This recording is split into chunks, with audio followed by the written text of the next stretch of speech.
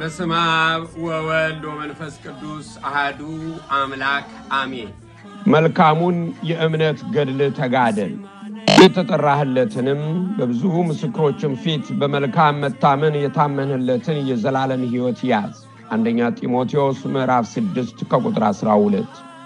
ይህንን የሐዋርያው የቅዱስ ጳውሎስን መልእክትና ትምህርት መሰረት በማድረግ የእምነት ተጋድሎን በማድረግ በአላውያን ነገሥታት ፊት ራሷን ስለ ክርስቶስ ምስክርነት በመስጠት ሰማዕትነት የተቀበለችው ሰማዕቷ የቅድስት አርሴማና የ27ቱ ሰማዕታት የተጋድሎ ክብረ በዓል ጥቅምት 1 ቀን ቅዳሜ ወይንም በዚህ ሀገር አቆጣጠር ኦክቶበር 11 2025 ቨርጂኒያ አሌክዛንድሪያ በምትገኘው የቅድስት አርሴማ ቤተክርስቲያን በማህሌተ ስብሐት በቅዳሴ በዑደተ ታቦት በደመቀ ሁኔታ ሊቃውንተ ቤተክርስቲያን መምህራነ ወንጌልና ዘማሪያን ሊቃውንቱ በተገኙበት ይከበራል። ስለሆነም ከሰማዕቷ በረከትን የእምነት ጽናትን እንድንታደል በዕለቱ መገኘት ከእርሷ በረከትን እንድንቀበል መንፈሳዊ ግብዣችንን እናደርጋለን።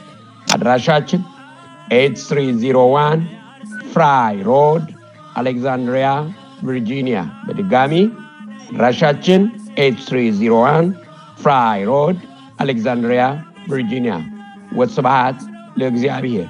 የሰማዕቷ የቅድስት አርሴማ ጸጋ ረድኤትና በረከት ከሁላችን ይሁን። አሜን።